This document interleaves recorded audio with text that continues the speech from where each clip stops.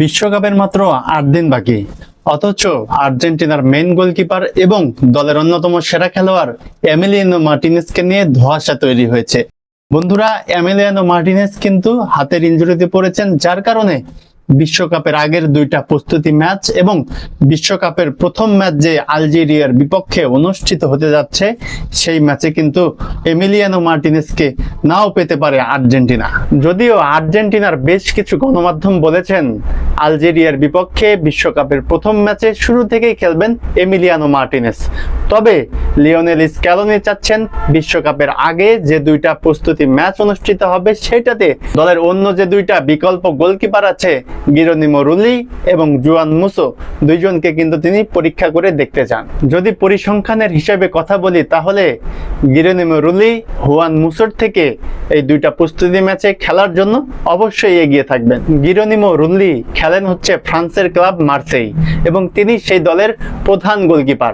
তিনি কিন্তু এই মৌসুমটা মার্সেইয়ের হয়ে পুরোটা সিজনই তিনি খেলেছেন, যার কারণে তার অভিজ্ঞতা বা ম্যাচ খেলার পরিসংখ্যানের হিসাবে তাকে কিন্তু প্রথমে শুরু করানো হতে পারে।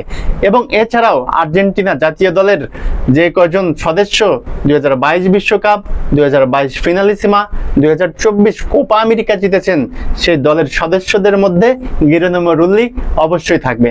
এছাড়া আর্জেন্টিনার হয়ে মোট 7টি ম্যাচ খেলেছেন গিরোনিমো রুলি, যার একটিতেও হারেনি আর্জেন্টিনা এবং এর মধ্যে মাত্র এই 7টি ম্যাচে 2টি গোল হজম করেছে গিরোনিমো রুলি। অন্যদিকে দলের অন্য বিকল্প গোলকিপার হুয়ান মুসো সিজনের প্রথম থেকে কিন্তু দলে চান্স পাচ্ছিলেন না, যেহেতু তিনি অ্যাটলেটিকো মাদ্রিদে খেলেন। কিন্তু যখন জান অবলাক মানে অ্যাটলেটিকো মাদ্রিদের মেন গোলকিপার ইনজুরিতে পড়লেন তখন কিন্তু বাকি ম্যাচগুলো হুয়ান মুসো খেলেছেন এবং বাকি ম্যাচগুলোতে আমি যদি আপনাকে স্পেসিফিক ভাবে বলি মোট 12টি ম্যাচ খেলেছেন হুয়ান মুসো, যার অধিকাংশতেই একজন গোলকিপার হয়েও তিনি কিন্তু ম্যাচ সেরা হয়েছেন। এবং তার থেকে বড় সাফল্য হচ্ছে হুয়ান মুসো কিন্তু অ্যাটলেটিকো মাদ্রিদের হয়ে চ্যাম্পিয়ন লিগে সেমিফাইনাল পর্যন্ত খেলেছেন, যেখানে তাদের দলের মেন গোলকিপার অনুপস্থিত ছিল। সেখানে হুয়ান মুসোর নৌপুণ্যে কিন্তু অ্যাটলেটিকো মাদ্রিদ চ্যাম্পিয়ন লিগের সেমিফাইনালে পর্যন্ত খেলেন।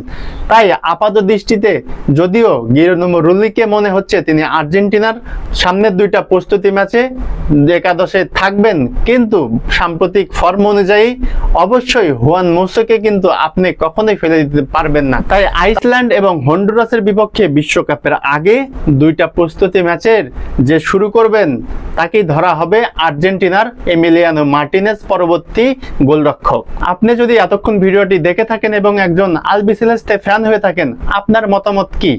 কাকে এই দুইটা প্রস্তুতি ম্যাচে শুরু করানো হতে পারে এবং কে সবচেয়ে এগিয়ে থাকবে এই দুইটা ম্যাচে শুরু করানোর থেকে? অবশ্যই কমেন্ট বক্সে জানাবেন। যদি ইউটিউব থেকে দেখেন ভিডিও ভালো লাগলে চ্যানেলটিতে সাবস্ক্রাইব করবেন এবং যদি ফেসবুক থেকে দেখেন পেজটিতে এরকম আরো অনেক ভিডিও পেতে ফলো দিয়ে রাখবেন। ধন্যবাদ।